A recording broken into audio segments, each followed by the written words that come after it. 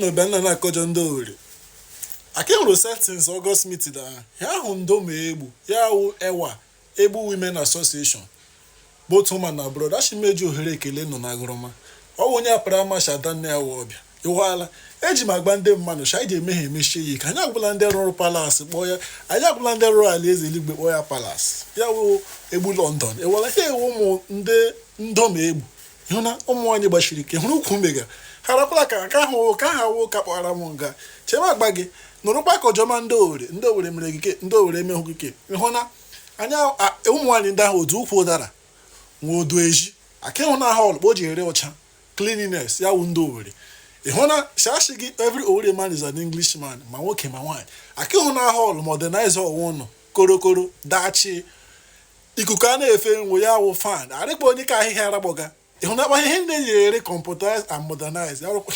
Chineke mee onye arị ego